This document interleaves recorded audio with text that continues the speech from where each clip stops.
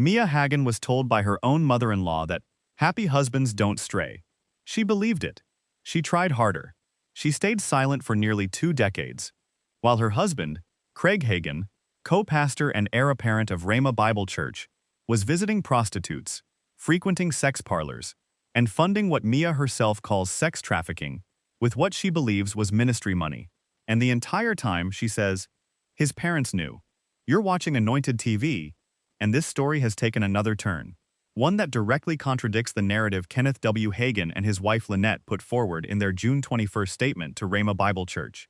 Because while the elder Hagins told their congregation that Craig's double life came as a shock to them, that they were deceived by their own son, Mia Hagen has stepped forward with a timeline that tells a very different story.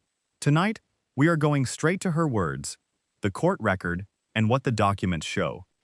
Before we get to Mia, let us be precise about what Craig's parents actually put on record. On June 21st, Kenneth W. Hagin stood before the Rhema Bible Church congregation and said, and I'm going to read this carefully, that what he and Lynette saw was, quote, both shocking and devastating, not only as the leaders of this ministry, but as his parents. In their written statement posted to Rhema's website, the elder Hagins acknowledged, and this is important, that this was not the first time that serious questions about Craig's personal conduct had been raised. They said Craig and Mia had both spoken to them about issues. They said they counseled the couple. They said Craig convinced them the problems were resolved. And then they said they received documented evidence after returning from an international trip and acted immediately. Their framing, they were deceived. They believed their son. They didn't know the full extent. That is their official position. Now here is Mia's. What you are about to hear is Mia Hagen's written statement, provided to the Roy's report. I am going to read it in full, because her voice deserves to be heard in its entirety, without reduction.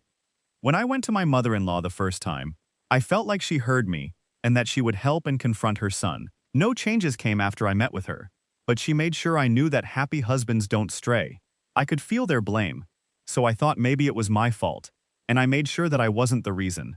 I made certain my husband was happy with our intimate life together. I assumed because of this my husband was being faithful. 8 years ago, I had a very detailed dream that woke me up in the middle of the night. I went to get a drink of water, and I felt a prompting to go check my husband's iPad messages. So I did. What I found was way worse than what I had found 4 years prior. What I found was dark, deceptive, and not at all the man I thought I had married. So I went to my mother-in-law the second time, again in person, and told her that her son needs help. This is not just a man having an affair. This is your son paying for sex over and over again for years.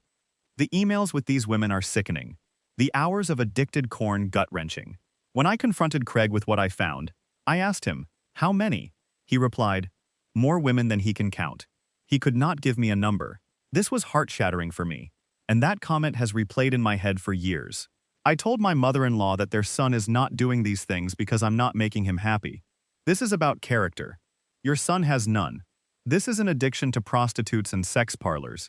He plots and plans ahead, so it's all premeditated.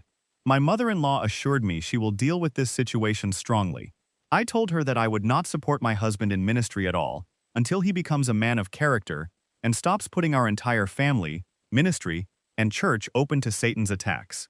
After that conversation, nothing happened. Suddenly, I was being pushed away from family dinners, family gatherings. If I was with my in-laws at any function, event, or dinner, I was completely ignored. I was pushed to sit away from family. Nobody talked to me, and nobody was interested in anything I had to say. I had become a mere toleration. I started to realize that they were covering themselves, so if anything ever came out, it would look like my fault. This was very sad to me.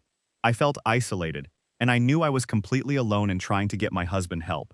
I have no one to talk to. I begged Craig to go to counseling with me. He would not. He always said he wanted to be married to me and that he loved me, but he would not go to counseling. I finally realized that every time I told my in-laws about Craig's infidelity, Craig just denied, deflected, and made me look like a liar. It was easier for my in-laws to blame me, to call me a liar, than to see the truth and actually hold their son accountable and work to get him the help he needs. So, I just stopped talking to them altogether. And 2 years ago, I was told that I was no longer allowed to attend church or any family gatherings. I respected their wishes. Your question. Did I feel supported? Did I feel like my in-laws handled this situation correctly? Absolutely not. They knew. I had told them many times.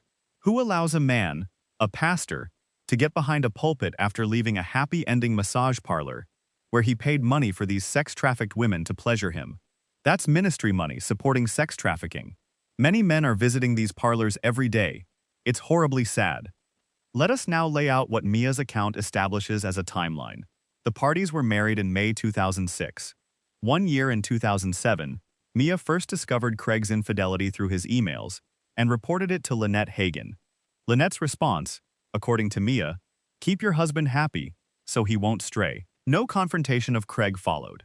8 years ago, approximately 2018, Mia discovered Craig's iPad messages. What she found was significantly worse. Not an affair, a sustained, premeditated pattern of hiring prostitutes and frequenting sex parlors. She went back to Lynette a second time, in person. Lynette's response, she promised she would deal with it strongly. According to Mia, nothing happened. Instead, Mia says she was progressively marginalized from family life, excluded from dinners, ignored at gatherings, pushed to sit apart, and then, 2 years ago, she was told she was no longer permitted to attend church or family functions at all. Now set that against the elder Hagen's statement that this conduct was something they could not imagine their son was capable of. That is the contradiction this episode is documenting. Anointed TV is not rendering a verdict. The elder Hagens have not responded to these specific allegations. But the questions these accounts raise are serious, and they deserve to be named plainly. On June 4, 2026, Mia Hagen filed for dissolution of marriage in the District Court of Tulsa County, Oklahoma. Case number FD-2026-1081. The petition, filed by her attorney Jessica Tate, lists the following grounds. Adultery. The exact language, the respondent has committed the act of adultery, and the court should dissolve the marriage of the parties for that reason. The filing confirms the parties were married on May 20, 2006. A 20-year marriage. The petition notes there are no minor children from the marriage. Mia is requesting the court to order dissolution of the marriage on the grounds of adultery, support alimony, a fair and equitable division of jointly acquired property and joint indebtedness, and the setting aside of any separate property to the appropriate parties. As of the date of this recording, court records show Craig Hagen has not responded to the divorce filing. Also filed on June 4th is a motion for temporary order, and this filing reveals the financial dimension of this situation. Mia is requesting temporary possession of the marital residence, and crucially, she is asking the court to order its immediate sale. The language in the motion is direct. Given the debts of the parties and the financial crisis respondent has placed petitioner in, the marital residence needs to be sold immediately to address the debts and provide financial resources for petitioner. The motion invokes Title 43 of the Oklahoma Statutes, Section 110, as the court's authority to order the sale of the marital residence. Mia is further requesting that Craig be ordered to cooperate in good faith in the listing and sale of the property with a real estate agent, and that he be required to pay any costs incurred from the sale.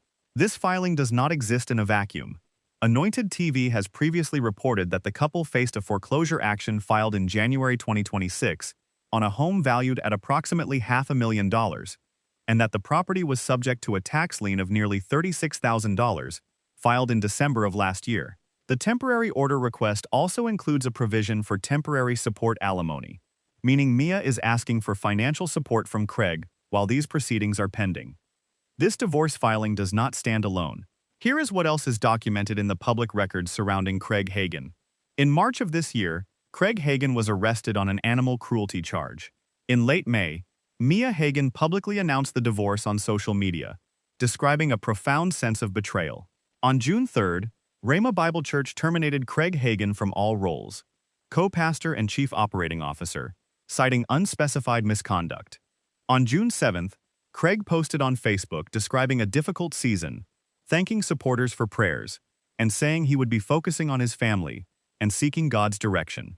On June 14th, Craig Hagen's name appeared in national reporting connected to a separate scandal involving Tulsa pastor Jackson Lawmeyer, who mentioned in a private text message that he and Hagen and others had visited a strip club following a trip to Mar-a-Lago.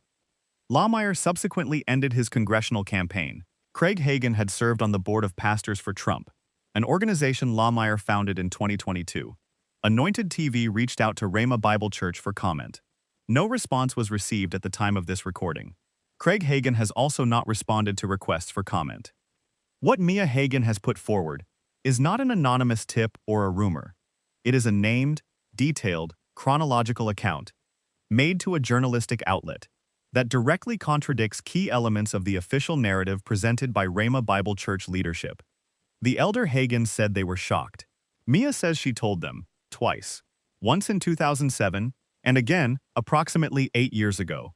The documents show a marriage formally ended on grounds of adultery, a home in foreclosure, a motion for emergency financial relief, and a respondent who has not answered the court. This is a story still in motion. Court proceedings continue. No response from the Hagen family has addressed Mia's specific allegations as of this recording. Anointed TV will follow every development. If this reporting serves you, share it, leave a comment, and let us keep praying, not for the destruction of anyone named in this story, but for truth to do what truth is designed to do. This has been Anointed TV.